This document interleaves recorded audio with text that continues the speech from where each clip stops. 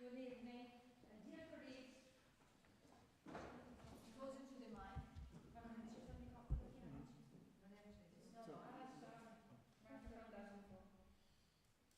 No, okay. Good evening, and dear colleagues, on behalf of the Director of Pavia University, Professor Alessandro Reali, it's my great pleasure to welcome you to the kick-off meeting of the Synergy ESC project Remake. This interdisciplinary initiative opens an exciting new chapter in the study and experience of the sound of musical instruments and the people connected to them. As we begin this journey, supported by funding from the European Research Council, I'm confident that the work undertaken here will foster meaningful dialogue and also generate innovative pathways for research. I wish you all, and in particular to the three principal investigators of the project, Professor Massimiliano Guido, Professor Andrea Schiavio, and Professor Joel Speerstra, thank you, sorry for my pronunciation, inspiring and productive years of discussion and collaboration. Welcome, and thank you for being part of this important beginning. Thank you.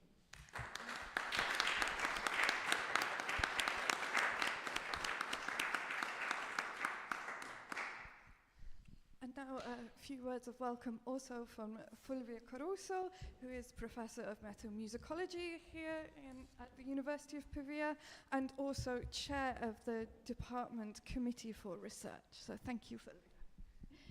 Thank you for inviting me.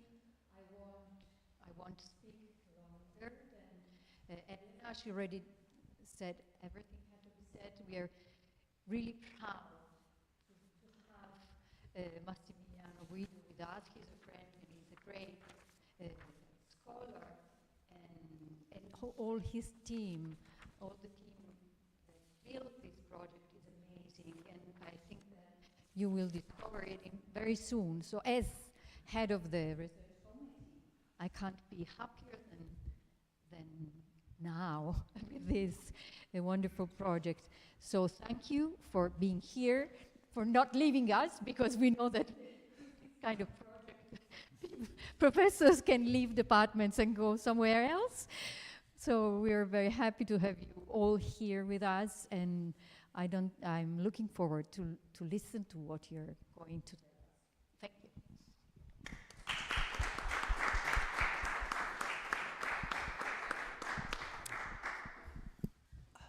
Thank you. Thank you, Elena and Fulvia for this kind introduction. Thanks, Hallie, for emceeing this, and good evening to all your here and to all the people that are on Zoom and on our YouTube channel. It is an incredible honor and pleasure for me to start this. So I will present the project together with my two major companions, Joel and Andrea, and then we will also experience a little bit of what we intend for embodied knowledge at the keyboard. We are surrounded by keyboards, which is a wonderful start for the project. We are going to use some of them to share a lived experience with you.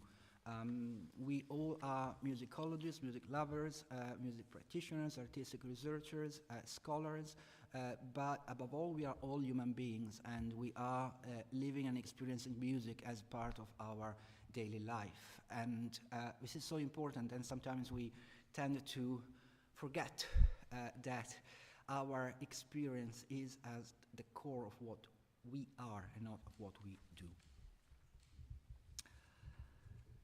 Specific instruments that are now gone played key roles in the creation of music. Access to working historical instruments is very limited, and furthermore, time has altered both their materiality and sound. The fundamental objective of this project is to remake 4 specific cases of instruments and to develop new theoretical, empirical, and practical tools that can aid in reconstructing lost connections between specific historical instruments and people who interacted with them. By reinterrogating the relationship among sound, gesture, instrument, and music, we aim to reclaim the sound of historical instruments, improve our understandings of how we engage with them, and guarantee a better future for them. Remake will pursue 4 broad objectives. Can a dialogue between artistic research, organology, and cognitive science create a new framework to better explore the complexity of music making? How can we improve upon the organology of the last century to communicate the dynamic behavior of keyboard instruments? How do performers, educators, listeners, and builders describe their engagement with musical instruments? How can we use new technology to study and safeguard the historical objects of the past and build more faithful copies that can be made available for the broader community? By addressing these 4 objectives, Remake can help us change the way scholars, practitioners, and music enthusiasts look at objects of the past and explore the web of dependencies with the present.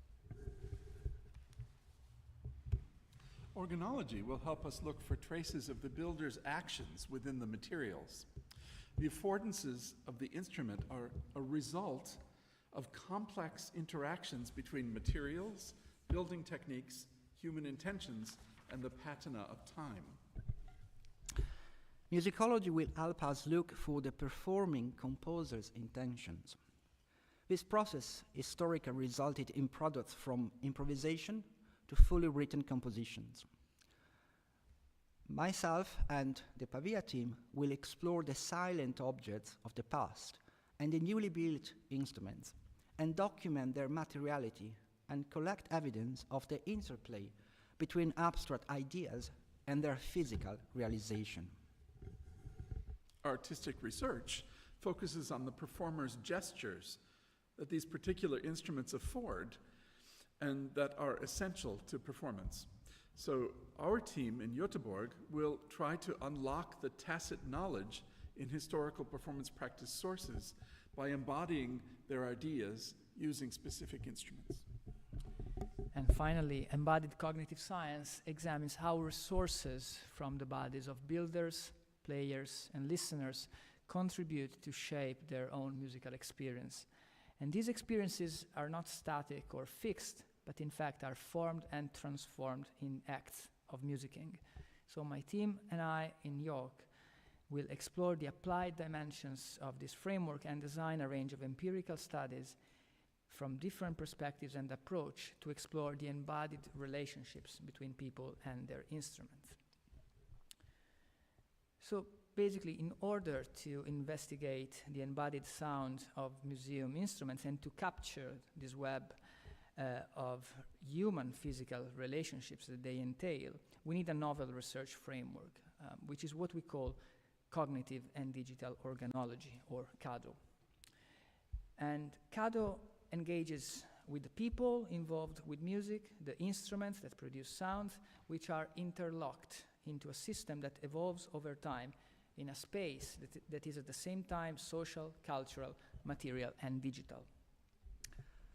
CADO is centered on the experience of people living in the present. People form and transform continuously evolving relationships with instruments of the past and with new ones inspired by them in the present. CADO connects historical instruments to future physical, hybrid, and digital objects, and provides better ways for preserving cultural heritage. In a nutshell, CADO examines the webs of relationships that manifest between instruments and those who engage with them. Instruments conserved in museums contain traces of their original sound, but that sound is now lost forever, and also document lost affordances for performance practice. CADO will bring new tools to the study of these objects. We will extract new data from the antiques through non-invasive techniques with an updated documentation protocol that maps the dynamic behavior of the musical instruments, not just their static dimensions. By understanding the working processes used to build the originals, we will attempt to reconstruct new instruments in the same ways. At the same time, CADO will inform the eventual restoration of historical objects and the building of new instruments. CADO reenacts the musical ecologies of the past in an unprecedented effort where artistic research poses new questions to performance, organology, and historical musicology. So in other words, we could say that CADO can inspire richer understandings of how people engage with historical instruments as well as their replicas. Through a series of empirical studies, we are going to investigate concert-goers, performers, builders, and educators and their experience in order to share their feelings and thoughts and assess how original instruments and replicas differ in how they are played, taught, and experienced. So transferring this knowledge through new methods of documentation using new technologies will contribute to innovative ways to reinterpret and safeguard these irreplaceable objects, and to a broader accessibility and better sustainability for the arts. How do you do that? Well, with a research plan that is 6 years old and is rather complex because a synergy project can try to answer questions that are so complex that cannot be tackled by a single discipline. So we have shaped our 6 years journey into 3 synergetic actions that are the pillars of Remake. Every work package is focused on the granularization of a big research topics. What is significant to sound, how you document it, how you build a faithful sounding replica of an object with the same quality, and so forth, so on. Therefore, the team members that are belonging to different institutions are actually shared, and there is no a fixed team, but they are grouped according to specific tasks. And that's why we have doctoral students that from Gothenburg will travel here and meet our faculty and do things together, talk together, eat together, and do research together. We will also have a wonderful net of experts and worldwide collaborators, and a constant dialogue with cultural heritage professionals. It's important that the people who take care of the objects are involved in the process of research.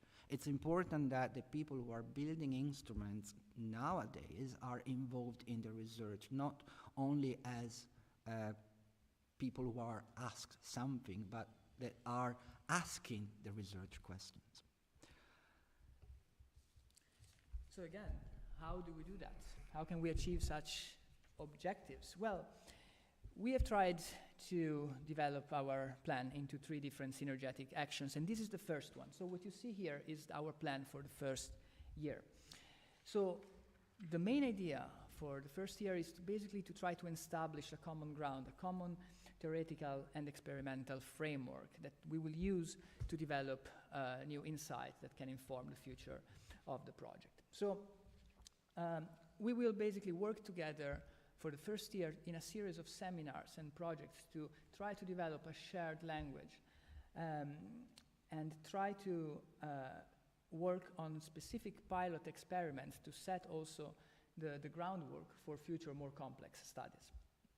So the interesting part about this is that you will see here different disciplines that at the same time try to converge on one specific topic, which is the prolegomena to cognitive and digital organology. We want to really go at the core of this concept by looking at a macroecology.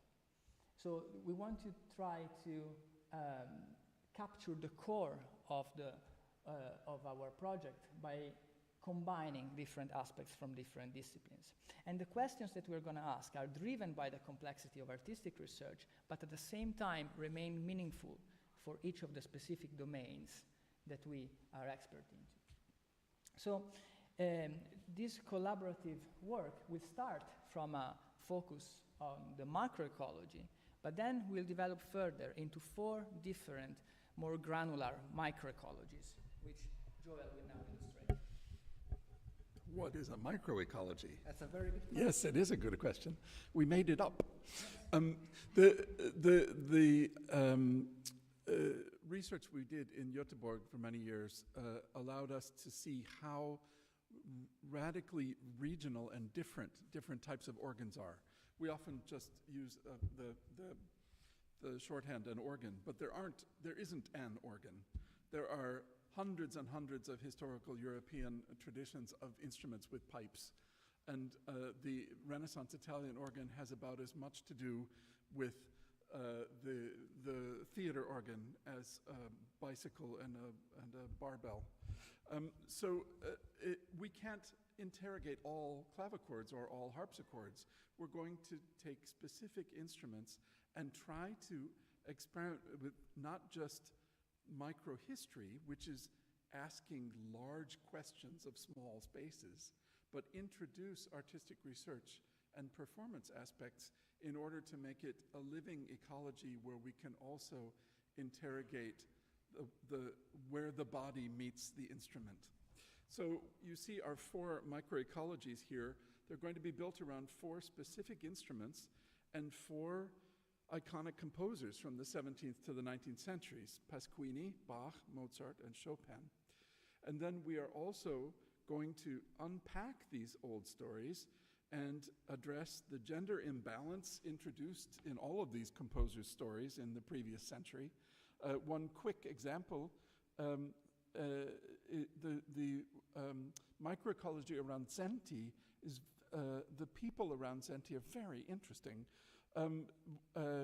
Zenti was an international star and was brought to Sweden by Queen Christina, who had Italian musicians at the court. And when she abdicated and went to Rome and established an accademia, she hired Pasquini to be her musical director.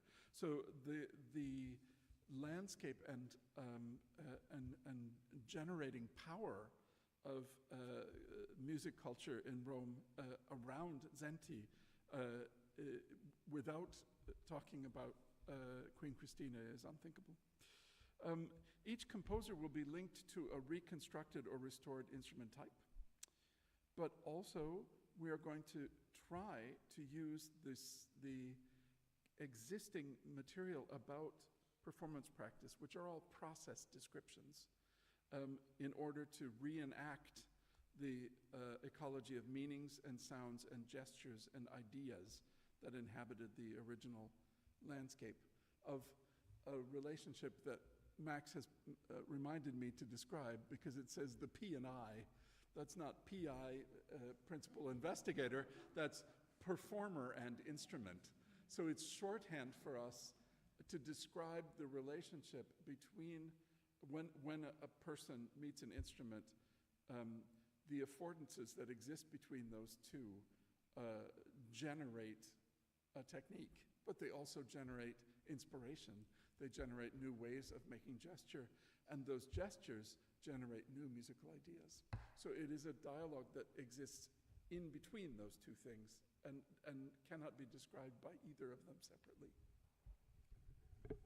And that bubble at the center, Remake, is the visualization of our digital portal. We live in the 21st century, so our aim is to transfer this way of being into the future. That is the digital turn, or a way of using the digital verse in a dialogue with the antique, not as a substitution, not as a surrogate, but as a dialogue, as a tool for living in a different way. So the final part of the project will create this portal, which is a collaborative space for doing organology in this enhanced manner of having cognitive science, of having psychoacoustics, of having artistic research. And it will be also a place where to find different data sets, different kind of informations, qualitative data, quantitative data, recordings, digital tools, digital twins of musical instruments, pictures, and so forth, so on, all accessible in one big point of entry. That is so important. We are submerged by data. We need to find ways of mastering them and to make them readable for us and for machine, because machines will help us to create more network and extend the knowledge. But we will also have physical instruments like the one in front of us, because we still like the smell and the touch and the feel of wood. We need the concrete objects for doing music, and I hope it will be like that for the future as well. We will have also an improved accessibility, because organology, but also artistic research and maybe cognitive science have their own way of talking. They were their own spaces for doing research, but they do not have a common platform. We really believe in this idea of sharing information among different kinds of scholars. And this is the final view of the 6-year journey. So I would say complex output based, of course, on theory building, data collection and analysis, and creation of its digital environment. Restoration and building of musical instruments. We have to train the next generation of builders. We have to maintain the quality of instrument building and to enhance it for the future. Otherwise, there will be no interest in making music on these objects. They already are obsolete for some of us. We will create this collaborative research. So once it is done, it will be open for everybody to contribute. And we will also create digital tools for makers and musicians in order to learn to be an apprentice in the 21st century. Many of these instruments comes from a knowledge that is based on the practice of the bodies during a long time. We cannot go back and do artisanal apprenticeship as it was done in the 16th century, but we can create new ways of being apprentice in the 21st, maybe. And then, question mark, because it's the frontier, we might be able to build reliable digital twins, copies of instruments that really can live and prosper and be experienced in the digital verse. But this is a question mark, because technology in 6 years will develop, because research is really going there, but we are not still there. And that's what a synergy ERC should do, be a little bit of a vision. And this brings us to the second part of our afternoon, music and talk. We like to talk, as you have seen, but we also do love making music. And we thought it was a good idea to give you an example of what is a microecology. We are now in a microecology. There are musicians, there are scholars, there are listeners. We are in a beautiful room. We are located in a specific space and time, and we are gathered around instruments. And the specific instrument is the clavichord that Joel and Per Understanding built for me in 2017, based on the instrument kept in the Leipzig Museum, built by Friederici in 1765. It's a 5-octave clavichord, and it is already a good example of an instrument that has a lot of research, a lot of thinking, of a lot of reinterpretation, that has reinterrogated the original, asked a lot of questions, and came up with a solution that is to be used in order to generate more knowledge and more experience. So maybe, Joel, you would like to say something about that. I would be happy to. This instrument has a very specific connection to the Bach family. That is, Carl Philipp Emanuel Bach, who lived in Hamburg, also sold these. This was his favorite model, and it even says in his the text about the objects and instruments left over in his estate that he composed almost all of his Hamburg works at this instrument. So it was at this instrument that he improvised when Charles Burney came to visit. And Burney noted that drops of sweat were forming on his brow. And he was working so hard for Burney that he said, if I were forced to do this every night, I would become young again. So both an improvisation and a composition tool for Carl Philipp. The instrument took longer to be revived than the harpsichord. And I can say 2 words about how that happened, because this tells much of that story.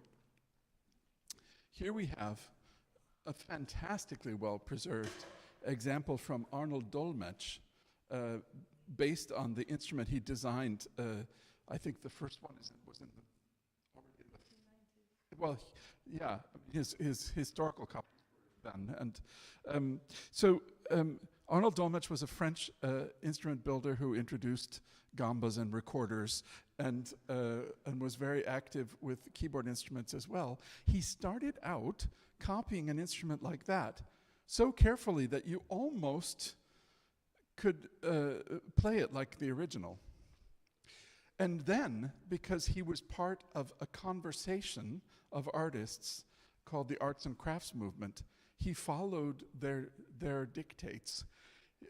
What the Arts and Crafts Movement demanded of people was study the old masters and then make something new. So this is the something new he made, and he got very far from some of the aspects of the historical instrument. So far that he cheerfully misled people about what a clavichord is until about 1984. Because this model was so effective and so beloved in England. George Bernard Shaw had one in his car, that there was that it just really took a long time for people to be interested in what the original models were. You see, there was no living clavichord tradition in England. There was in Germany. And the reason that it lasted so long in Germany was everywhere there were clavichords, there were also pedal clavichords. And they were built by organ builders and used by organists to practice for the church, which was cold. But those organs also took 300 or 400 grams of mass to open a key. No organ in England ever did that. So they certainly weren't going to have revival instruments that did that. But as soon as you string an instrument like this at the same scaling as a normal harpsichord, you have an instrument that takes 300 grams of mass to push down a key. I think one easy way of experiencing this is I can play a small piece, the beginning of a piece by Wilhelm Bach there, and you will hear that it makes a beautiful sound, but because I have studied the Bach technique for a while, I'm in control of how much mass I'm setting on my fingers. So I will set an appropriate amount of mass for that instrument, and then you'll hear what that sounds like here. And then I will play expressively here and use the same mass, and you'll find out what happens to poor Arnold. So.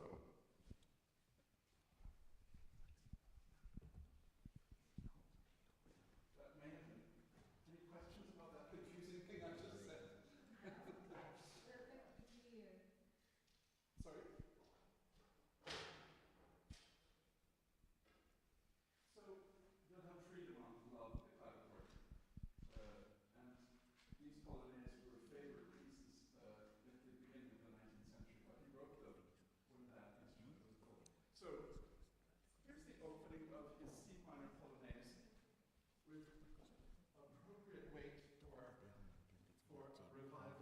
clavichord.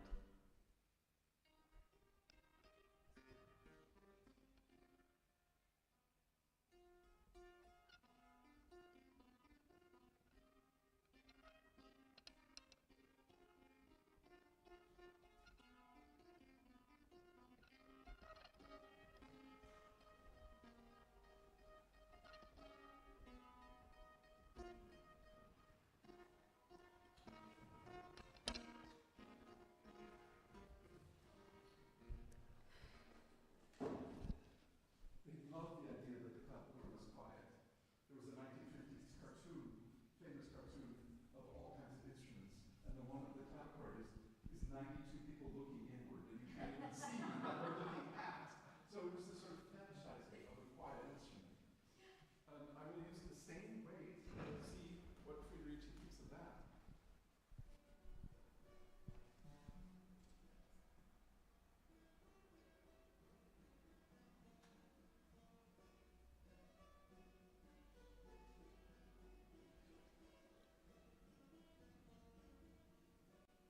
That's probably enough as an example. What you're hearing when it goes clunk is that the tangent is coming to the strings and hopping a little bit and not lifting the string pair. Lifting the string pair is what takes 200 or 300 grams. And at the organ, that is how it feels to open a palate against spring tension and air pressure. And then remember that, because we'll come back to that in 1 second. But I'm going to play expressively here, and then you can hear what the weight sounds like there.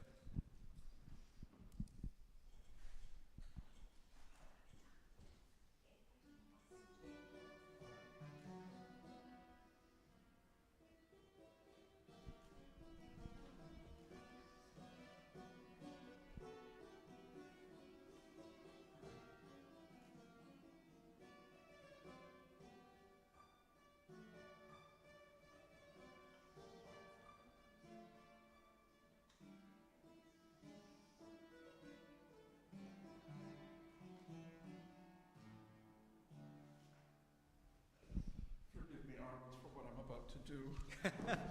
Sure.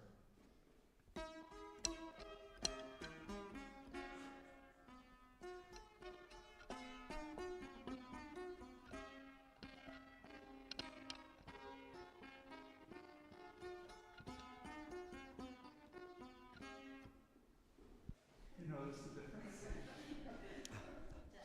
Yeah.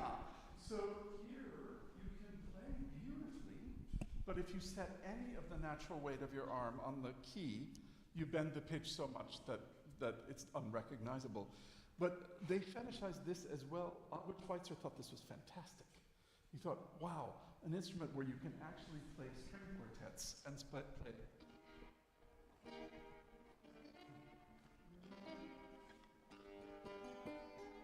That's actually called Bebung, and it is an ornament there, but it's meant to be an ornament, not a way of life. So we have a very, very different ergonomic experience here. And just to wrap up this little bit, remember I mentioned the organ. The organs that take about 300 grams of mass to open a palate are historical organs that have not been rebuilt. And there maybe are 4 of them. So almost all of the historical organs from this period in North Germany take more like 250 grams of mass to open the palate and then about 200 to keep it open. And in this way, the organs channel us into playing figure and then move and play a new figure. So we are participating in the musicological term decoration by division. We are playing figures on top of cantus firmus notes in a way that's very natural for the body and that makes students understand the music. But in the late 20th century, organists decided that they would much rather have a light harpsichord technique because that's what we all had. And they changed many of the organs and put in aluminum material in the action. And now it is possible to play really, really fast in rooms that you can no longer hear anything coherent in the music. So it's possible to play with a finger technique or a piano technique, lightning fast, virtuosically, and just make a big cloud of sound in the room, rather than participating production of figure. How do we remake all the miniphone details? So it's, as you see, it's a dialogue between different disciplines, and you have to go back and forward from organological details to artistic research and try and errors and interrogate the music and the repertoire. But we can also use science in order to this copy to be so effective. And if you analyze the spectrum of this sound, you will see it's like very like a comb, has all the harmonics very well defined. They have a decay time of 4 to 7 seconds depending on the notes. It is a very balanced sound. It has a lot of dynamics inside a very small palette, but it's tremendously expressive, and that's why it is the instrument of the Empfindungskeit for Carl Philipp Emanuel Bach. It's the instrument where he can sit and improvise and distill effervescence of his spirit, because he can really touch the string and control the vibration in a way that, of course, the violin player can, but a keyboard player not normally.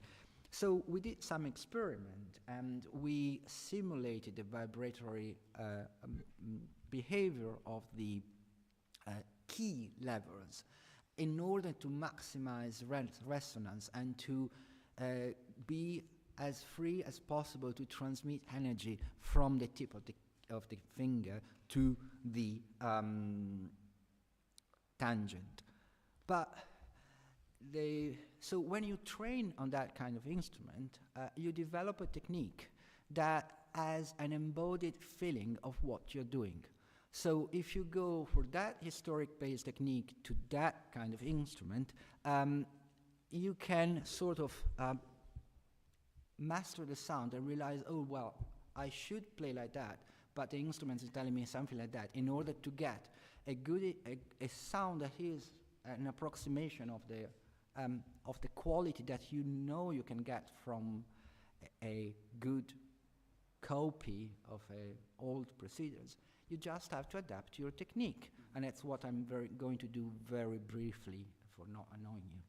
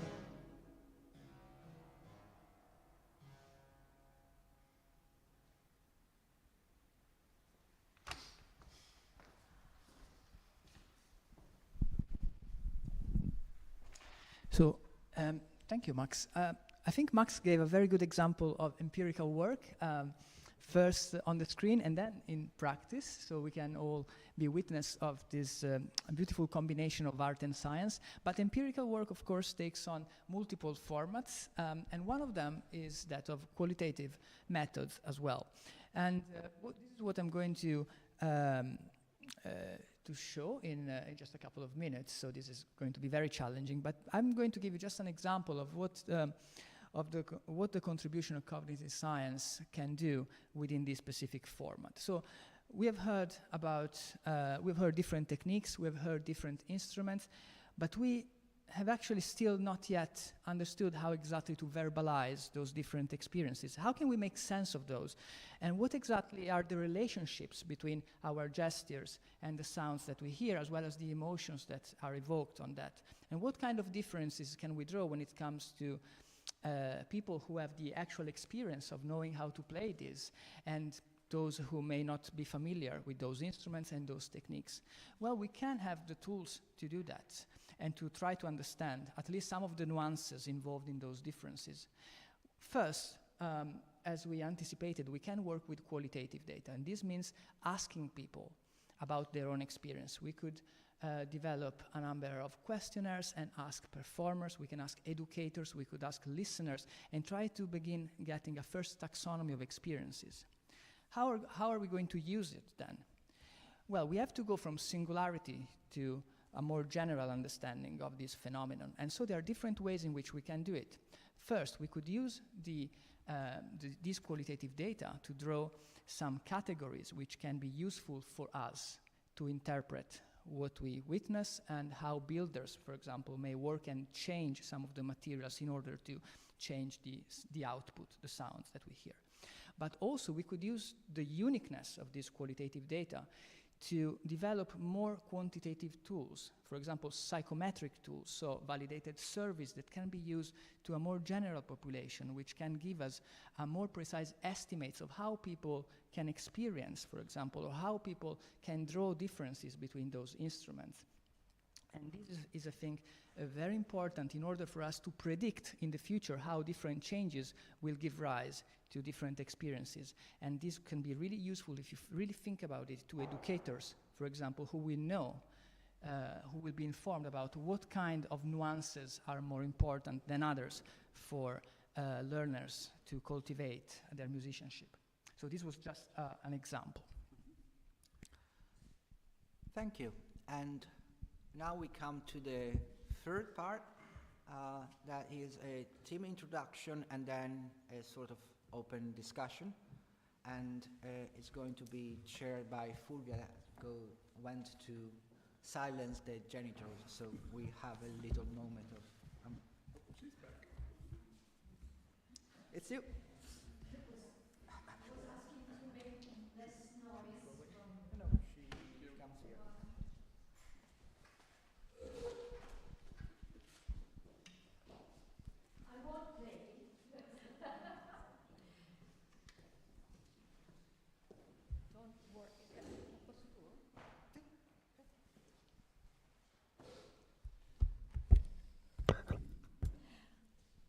Okay. I don't know exactly what I have to do here, but I like that the last person that was before me was speaking about qualitative information collected by people, because this is what I do actually. So I hope I can give you some insight from my point of view, but now we have You have to share your screen. I'm going to present directly? Yeah. Okay. So I can share. Send request.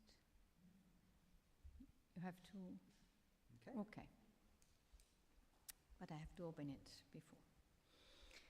So my experience, I had several experiences of field work, of course, but what I'm going to share with you today is my experience with, let's share the desktop so that it's easier.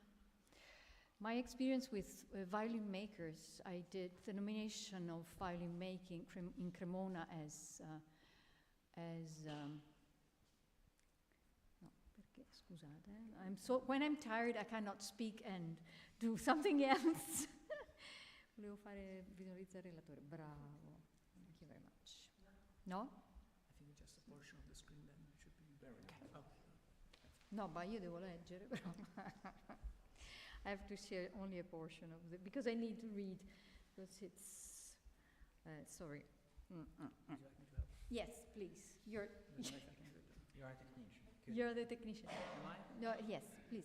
You have to go back on Zoom and share only, eccolo, Then advanced. advanced. And yes, Portion share of the screen. There it is. portion of the screen. If you make this into presentation mode, Okay. then you can. And I can do like that, something like that. Yes, maybe. Should work. Does it work? You see the PowerPoint presentation? Okay, perfect.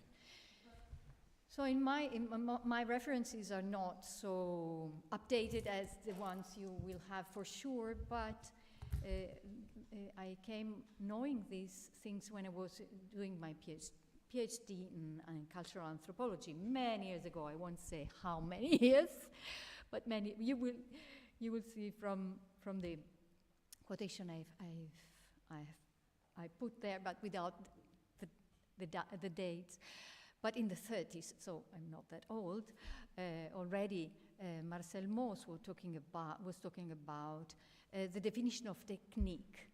Working with violin makers, I had to have a theoretical framework for myself, at least, that was about technology that they apply in building their instruments. And for Marcel Mauss, technique is not restricted to the mechanics of physical intervention formulas, nor to the morphology of objects as neutral artifacts, but involves a much deeper intertwining of functions and culturally shaped psychosomatic attitudes. Therefore, the research of material culture, that was what he was interested in, will no longer be placed within the deterministic theoretical framework inspired by what Alberto Mario Cirese was calling panfabrilism.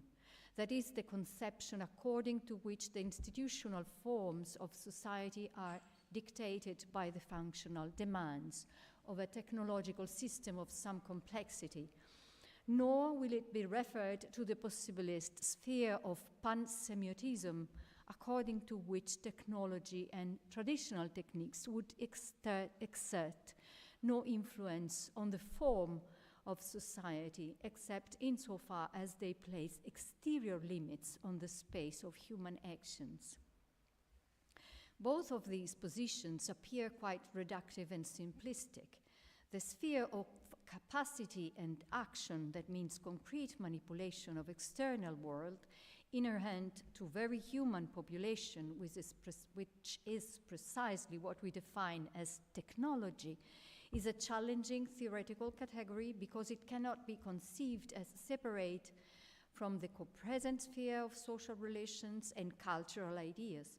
The study of techniques, skills, technical gesture, and the more articulated traditional technological processes should be considered an integral part of the study of social relations and the native system of meaning to go by the name of culture. Technical relations are, as it's often said, embedded in social relations, relations, and can only be understood within this relational matrix as an aspect of human sociality. And the other author that was very useful for me to approach craftsmanship in general was André Leroy-Gourhan, that in the 60s wrote this book in 2 volumes, Les Gestes et la Parole. And he talks about, he studies the nature. He's not an anthropologist, but he studies humans as cultural animals. So he talks about externalized evolution. Our species as human beings externalized the evolution through the creation of tools and also the memory through culture and artificial language. I won't go in deep, but what I think is useful in this frame are the 3 levels of of action that he speaks about. The first is a deep-seated level that concerns automatic reflex and instinctive behaviors that do not require conscious control, and he calls it technical automatism. But the second level is what he calls habitus, is the mechanical behavior which concerns operational concatenations acquired through experience and education. We had wonderful examples of that. The third level is that of lucid behavior, and we also had examples before in the small performances we had, characterized by full awareness and cognitive control of the action. So what I did with this theory, I used that to find a way to make explicit the knowledge that violin makers have in their heads and the know-how they have embodied in their bodies when they construct. And I will give you, I have 2 minutes, so I can't, the field work is larger, but I will give you only a small excerpt of one of the video interaction we had with violin makers.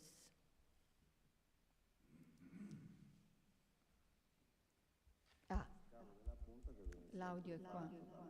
No? Perché dall'interno è facile sbagliare. Non so. Oh, no, it's fine. È l'audio che sto condividendo. Siete voi che non lo sentite?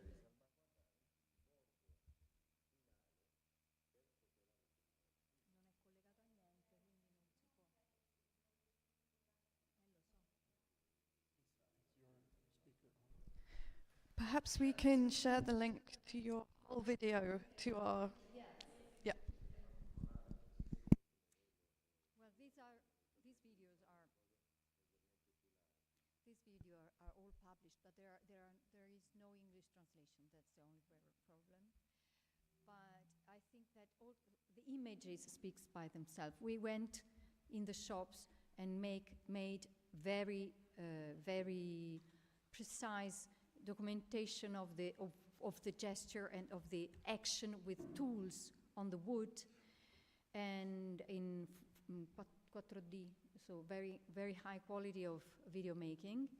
And they didn't have to explain anything, but then we chose specific moments of the construction of the violin, in this case, and asked them to comment, to give us explanations of the gestures and what they were doing and why they were using specific tools. And looking at what they were doing was great, because you could not hear, but he was talking about this specific moment of creating the channel around the bombatura.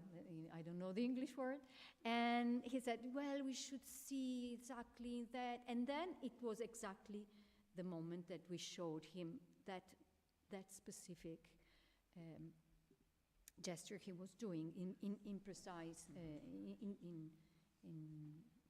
zoomed on that. So it was very useful for them, for us, but also for them to explain and emerged the how deep is the technique they use. In part, of course, the use of the instruments is of the tools is embodied, but the control is always conscious. And there is the idea of the wall, of the everything. They say, we know that the result has to be always the same, but to get to that result, we have to change everything. So they have to control every specific moment of the building, because the wood is alive, so the response of the wood can be different. So this was our experiment. Sorry, it took too long. I think perhaps we can ask first Joel and then Andrea to react to that, and then we can continue by introducing our team. But I think it's a good way to link. Quickly, thank you. That's brilliant, and I want to see these. I think your method of recording them first and then allowing them the luxury of the outsider perspective to reflect on what they were doing is really lovely. Did you ever try asking them to narrate while they were working? Because I suspect I know what would have happened. Yes, one other part of the fieldwork was to ask them. Were more typical classical interviews about their experience. We were asking mostly, tell me about your teacher. So not how did you learn? No, tell me about your teacher. So talking about human relations, that's the social I was talking about human relations, techniques emerge. But also this relation that you don't learn in books how to build an instrument, but you learn it through relations. And also the social relations in Cremona emerged. So the relation not only with the teacher, but also with the other students, and they stay in touch with them all for the entire life. Some groups meet every day, every morning at 10:30, take a coffee and speak about the problems they are witnessing in their experience. So the knowledge of everyone is shared, and everyone has not only his own knowledge through his own experience, but also the experience of the others. So it's multiplication of experience. Right, and in a community of makers like this, there are all kinds of levels of communication of knowledge. But I suspect that if you asked a maker to narrate or explain exactly what they were doing while in a flow state with a tool in their hands, they would have trouble. Exactly. It would be impossible. I know for a fact from my experience that it's impossible. Yeah. And I just think that's fascinating because when you're in a flow state doing a task that you just described beautifully, where you have to control every step of the process, knowing what the goal is, but not knowing how you're going to get there. In that flow state, you can't describe sometimes why you did something by intuition in order to see what the next step is. So the creative act of working, like any meditation, if you're interrupted, it's just smoke. You almost have to start over. Definitely. Yeah. But in the interviews also these emerged, for example, that when they do an instrument, they already know what they will change in the next they are doing. So also in discussions. Or there is Davide Sora, for example, he has wonderful, come si dice, quaderni? Notebooks in which he wrote everything step by step, making drawings and writing, measuring, and he tries to control all the process. Also changing. When I asked him, which is your favorite instrument you made? He answered me back, the next. Yes, thank you very much. I'm aware of the time, so I'm just going to be very, very brief in my reaction. So first of all, thank you very much for sharing those data and details. I mean, this just wonderfully illustrate the key role of body and experience in explaining part of the complexity of the phenomenon we are trying to analyze. One of the things that Joel mentioned, for example, was the state of flow. And research in recent years has connected this state with a vast range of emotional experiences as well. So a possible brief follow-up question might be, have you also considered exploring the emotional experience that permeates those sort of experience in the performers and in the builders? Not in performers, but in builders. Of course, I was concentrated only on that. And in the interviews, I've tried to let emerge passion. No, I didn't try to let it emerge because it emerged by itself. The passion they have in the work they do, the efforts they make for less than 1 millimeter of difference. They stay there and concentrate their attention in very, very small details. They are aware that no one sees. And one of the emotional reactions is in the relation with musicians. When the musician goes in their shops and try the instruments, and they suffer. Makers suffer. Every instrument is a kind of a son or a daughter, a product of themselves. Also, the position they used to build is here. It's on the belly. So I thought about a sort of relation of it. One violin maker told me it takes me 9 months. Birthing a child. So there are a lot of emotions. I cannot say I did it in a qualitative way, because my way of, I had questions, but also asking which is your favorite instrument, also of the past. So which is your reference? Everyone has his favorite instrument from the past. Can be Stradivari, a specific model of Stradivari or Guarneri or Amati. Amati, it's too difficult, but Guarneri. Thank you so much, Fulvia. That's given us so many things to think about, and we will definitely be drawing on your experience. I think we've had quite a nice little open discussion amongst the PIs, so perhaps we could wrap up today by introducing our Remakers at work who have just started. I won't say too much about myself, other than I am an organologist. I am based at the University in Gothenburg, but I will be splitting my time between the team in Gothenburg and working with Joel, and the team here in Cremona and working with Massimiliano and with his students and with his team. So I shall pass the mic to Joe. We have online. I'm not sure if he is quite ready on the Zoom link. So perhaps, Andrea, perhaps you could introduce Joe for him, and then. So Joe Thornber is a new PhD student who recently joined my unit at the University of York. He just started, so his project is really inspiring and rich. So he's going to investigate the, broadly speaking, the experiences involved in performing and teaching specific kind of historical keyboard instruments.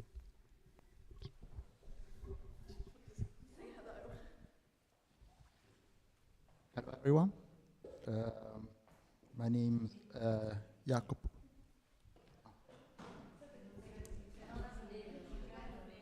Okay.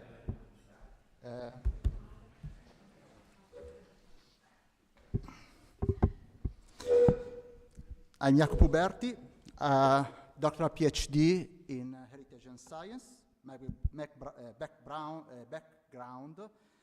is conservation and restoration of historical string instruments, and especially plucked instruments, with experience in digital documentation, including photogrammetry and 3D modeling. My research focuses on understanding the structural behavior of historical keyboard instruments and developing engineering-based tools to support restore and make informed decisions. Within Remake, I aim to integrate 3D documentation and finite element modeling into preventive conservation practices, bringing an objective, predictive approach to the care of this instrument and contributing to their sustainable preservation.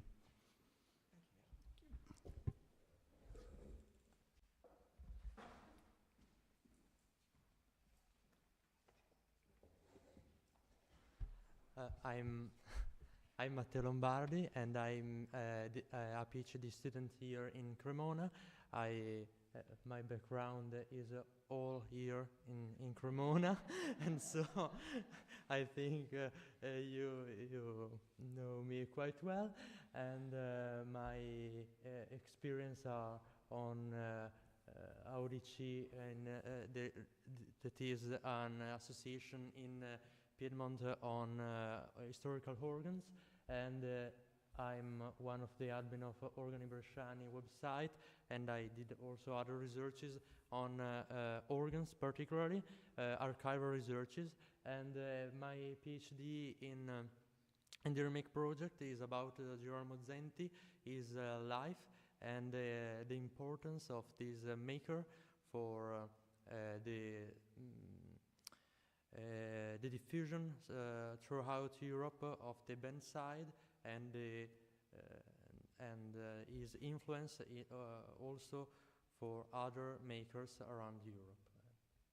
Thank you.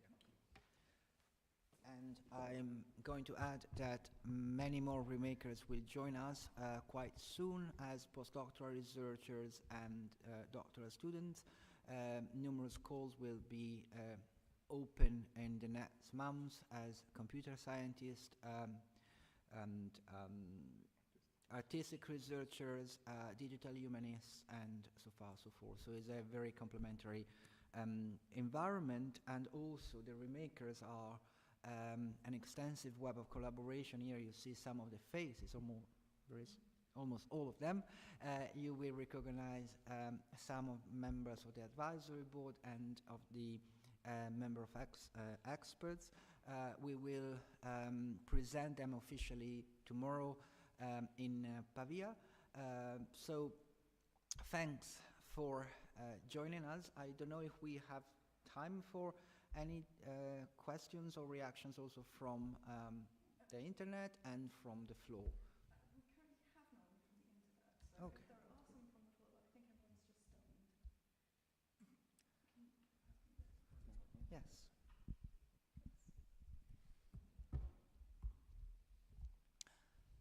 Then there is a wonderful aperitivo waiting for us. Just the in-person attendance. Thanks all, and looking forward to developing this project.